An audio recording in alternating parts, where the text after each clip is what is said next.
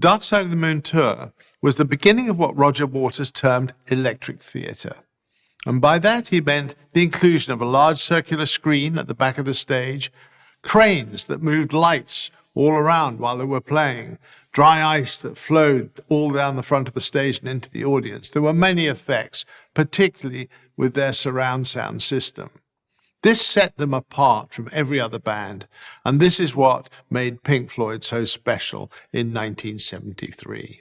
I came to work in London. I got a job in an animation studio, and there was a guy there that said, you should show the film to Pink Floyd.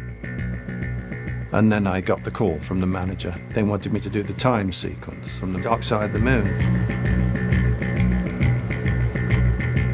They had not, to that point, used any animation.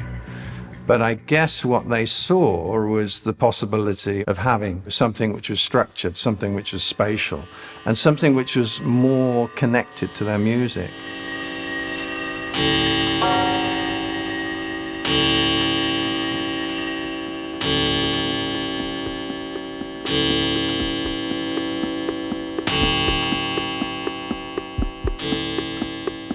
Time's the one that has stood the test.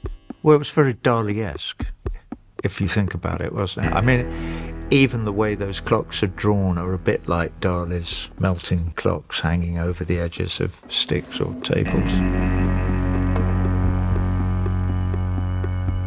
That was the time when the circular screen was just being used. It's a thing that happens to work well.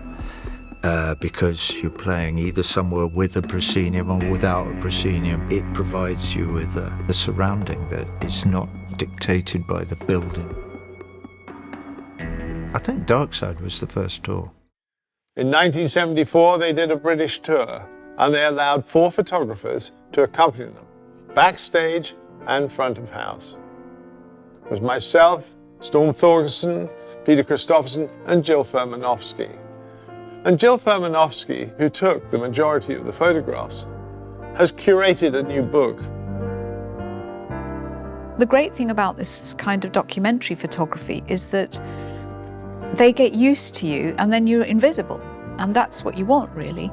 I didn't feel completely alone as a woman on the road, and was already used to working mainly with men, and always made a point of being friendly with road crew. Because, I mean, actually they're the ones that control the exits and open doors rather than the band. I mean, the band are sort of in their own world, really.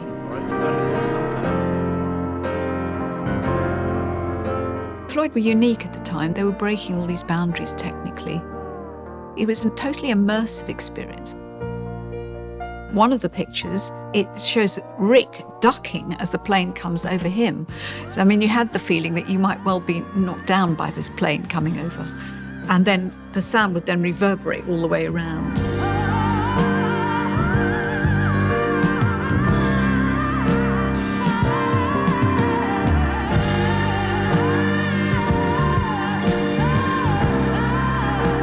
I love these 2 silhouettes of the audience making the pyramid shape. Pink Floyd had a very reverent audience. You know, it was like going to perhaps a classical concert almost. They sat quietly and they were deeply respectful. That's how I remember the audience. These 2 girls are barefoot, very young. One's got her eyes closed and she's off in some other planet, and the other one is equally smitten. That sums up the effect of the music so beautifully. That particular spread is a favourite of mine.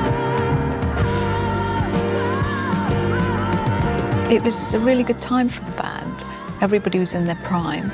They seemed to be enjoying all of it. I mean, they're very sporty at the time, so everybody was playing squash or tennis and cricket in the summer and so on. Storm would bring me up and say, oh, Roger's playing golf tomorrow at about 8 o'clock in the morning. You want to go along to that? And then there's a backgammon match going on in room 320, and so you head for that.